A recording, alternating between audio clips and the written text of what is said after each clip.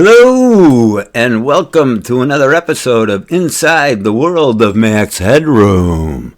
See, now, I don't know if that's going to make a difference, but I got to tell you something. One of the negative consequences of being a member of the cool kids by having this fancy-ass mic is I feel like I'm inside Russ's torture chamber, you know? So, we don't know how this is going to go, but let's see what happens if my voice goes in like that. I don't know. We'll see. Anyway, now that I bored you for a few minutes,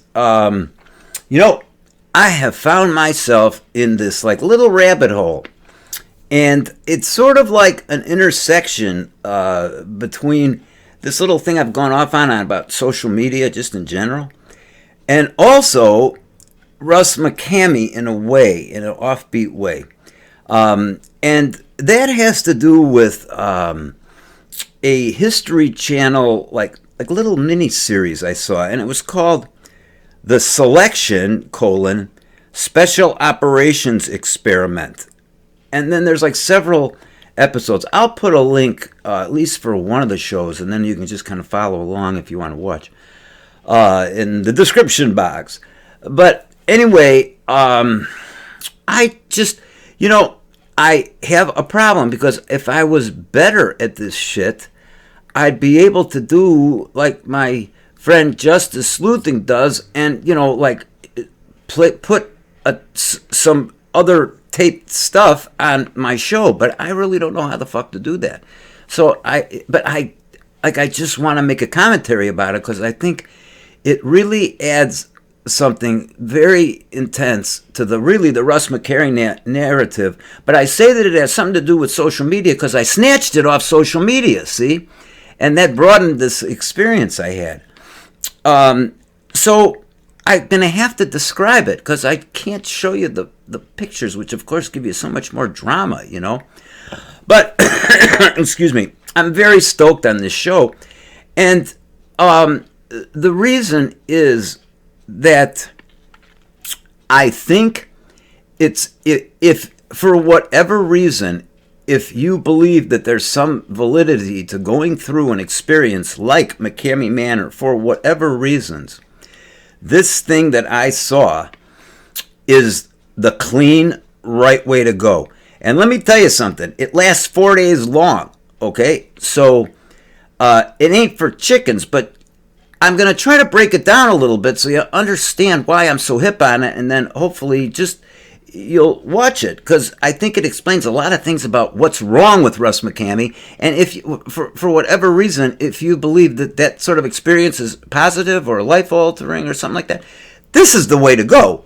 Not by some idiot sadist with a bunch of trailer trash buddies that like to rough people up and get their own issues out, So I'm kind of doing a plug for him. Maybe I couldn't even put the stuff on because it's a History Channel thing. So maybe there'd be some sort of, copyright issue. I don't know, but I'm going to hip you to this, and I want to explain to you, because I think that a great deal of my viewers are, into the Russ McKamey narrative, as am I.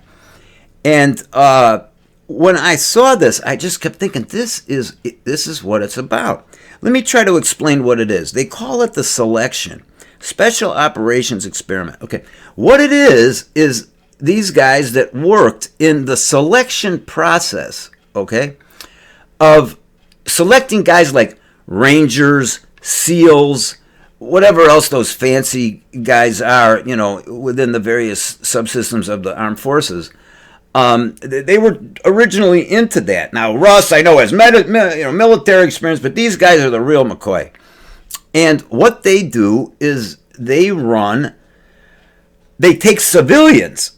I saw a guy 45 years old who was their absolute best candidate for a while. And they put these people through an absolutely agonizing experience. Did they ever put their hands on them? Not at all. Do they stress the shit out of them and get them to cry and vomit? Abso-fucking-lutely.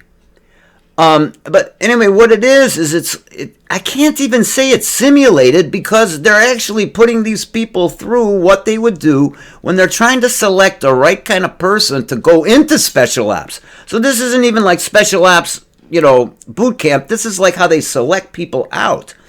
And I thought maybe I would try to just show you some of the similar things they do that Russ McKamey does. Just so you know that we're kind of talking about a very similar animal, but it's the ethical fucking way to do it. So let me just go on. For instance, you've probably seen on Russ McKamey when he gets people to do this thing that I would call like the Irish log roll or the strongman log roll, where you put a log kind of between your groin, you flip it, and it's supposed to flip. Okay, well, obviously, what really the message about that is that logs are fucking heavy, okay? So on this show, what they do is they take a 500-pound log. And by the way, everything is done sort of like as a team. So this isn't like just somebody, getting picked on by a bunch of people. And there's only like 4 leaders, and there's 20 civilians who are going through this for their own personal reasons, which I want to get to in a moment. But for instance, they have them holding this log in a million different positions for so long, and and they just kind of walk around and they keep saying, you want to go? You can go, or you can stay there. The purpose of this is blah blah blah. And it's really interesting to see how that log can be used appropriately in comparison to on Russ McKamey, how it can be used inappropriately. It's a whole training sequence they have. But these guys are shitting in their pants and crying and all this other stuff, just like you see on McKamey Manor, minus all the stage bullshit and sadism, because they don't ever touch these guys. They get up in their face and they insult them, but they never touch them.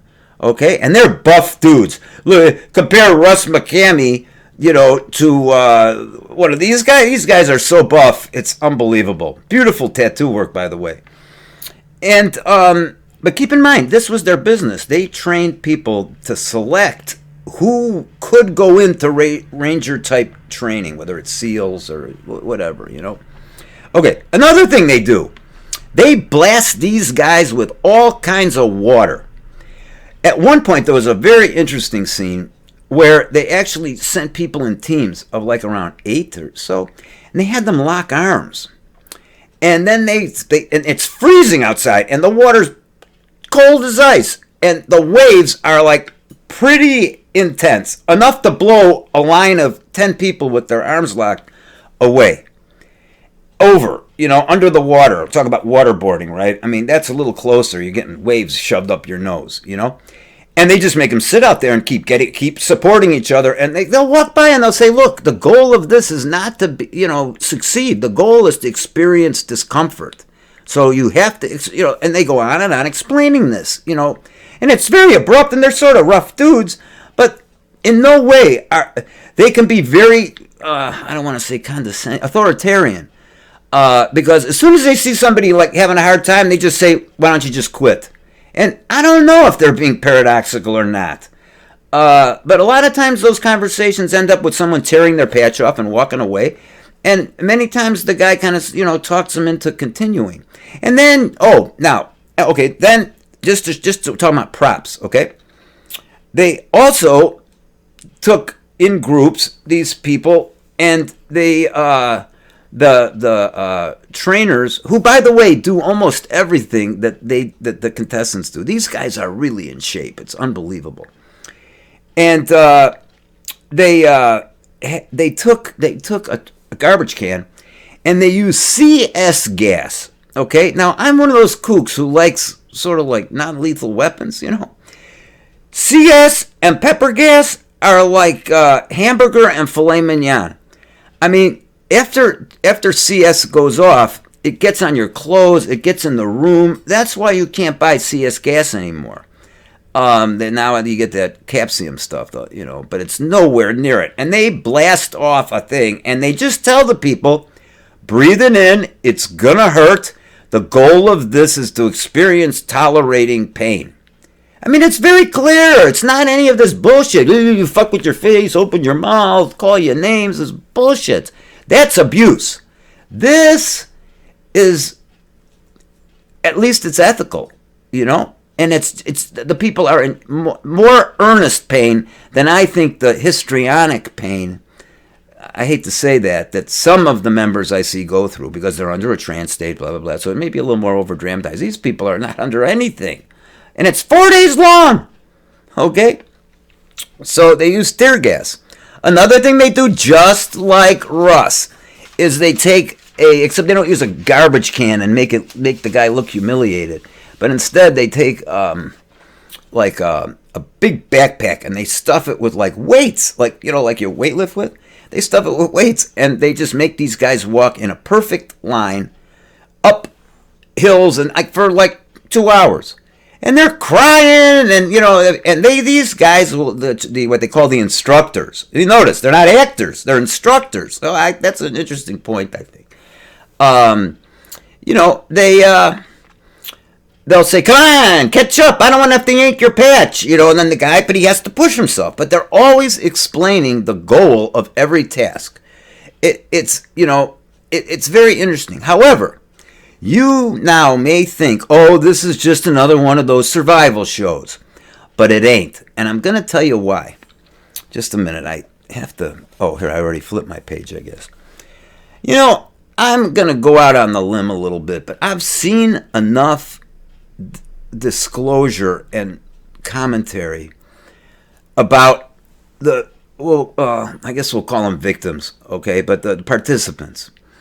And I'm just going to go on record as saying most of the participants I've seen are bringing some fairly heavy issues to the manor before they ever got there. And let me just be straight about that. And if you want to criticize me, just be nice about it, huh?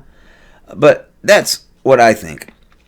And I think there's a lot of other people think the same thing. And elder moment, so Sally.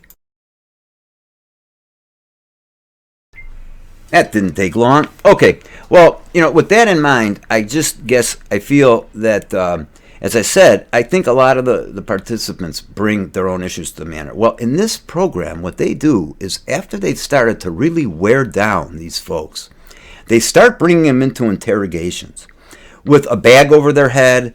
They're led blindly into a room. There's 2 stern guys that have muscles like I've never seen, and like I said, great tattoos. They both do. And I wonder why I would say that, But and then they start asking this question to every contestant: why are you here? And they don't accept, I'm here to test my mettle. You follow? Now, I think the politically correct rationalization for why people go through the manor is, I'm testing my mettle. I want to see how far I can go. I want the adrenaline rush. Bullshit. It's not that, and let's be honest about it. And this show will illustrate how it's not, because they bring each person in several times, and they keep repeating the question, why are you here?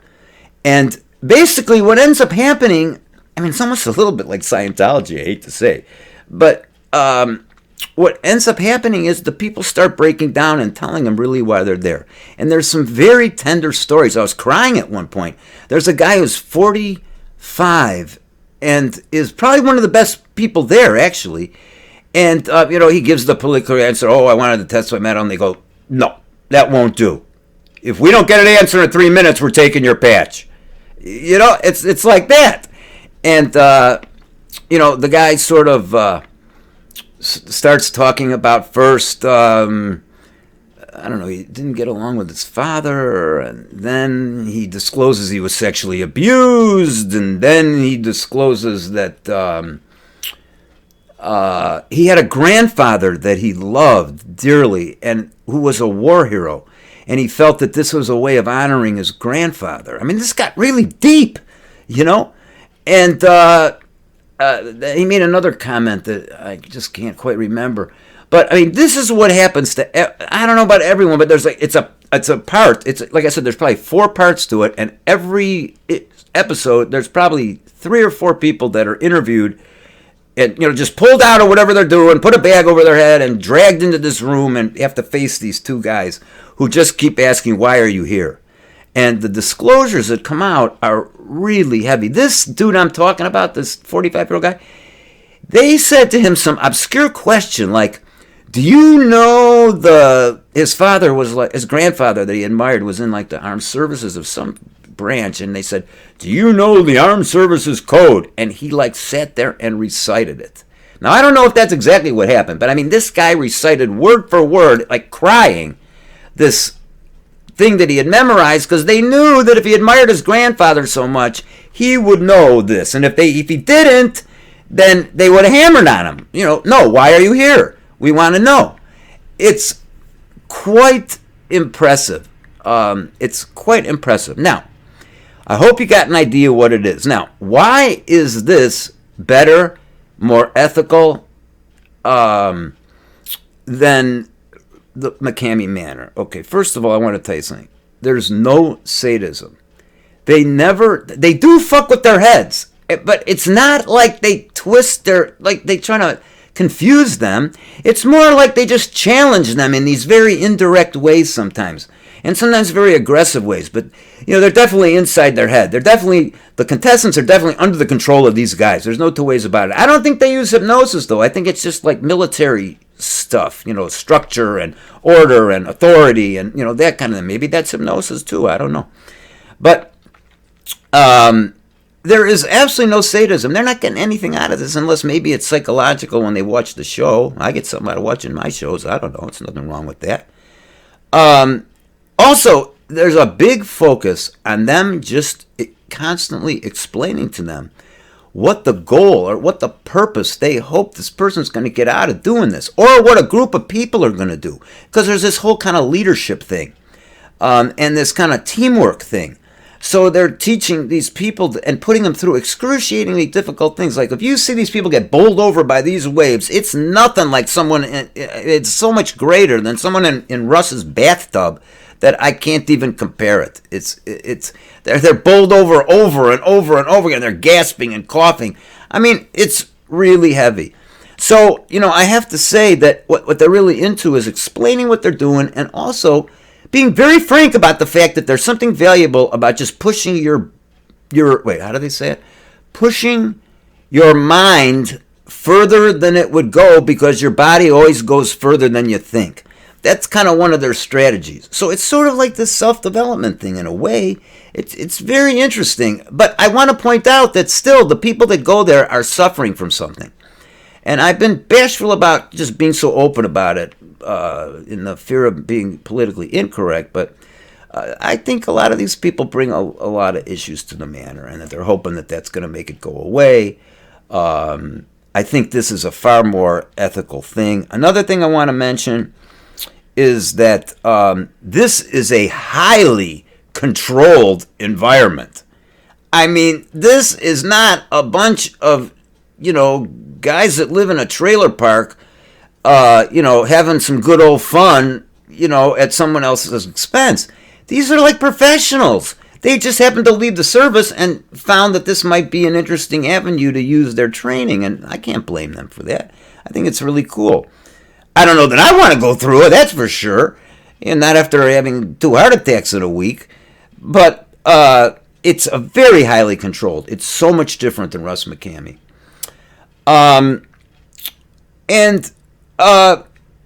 Let's see. I guess the only other thing I want to say is that, even though the actors, they're not, they want to be called instructors. God forbid you call them, something else. Oh, they get really pissed. But, I've talked a lot about social media and these phenomena being like, also for the payoff or the entertainment of the viewer. Well, let me tell you this. If you really want to watch some clean, honest people going through some heavy shit for various psychological reasons, I highly recommend... Wait, we got to get... Oh, I thought I had that down so professional. God damn it. Hold on. I highly recommend the Selection Special Operations Experiment, and the link will be below. Hey, again, I really enjoyed chatting with you all. I mean, on the comments thing, too. Oh, another thing I just thought I would throw out. I don't know. But, I have little visions for this channel, humble ones. But I was chatting with someone who's one of our subscribers, and I said, I'd really like to make this like interactive. But I guess that means I have to be entertaining enough or something to get you to interact. I don't know, but I would really like to make this a place where like providers could come. It's Mack's Headroom, but it's still a room, right?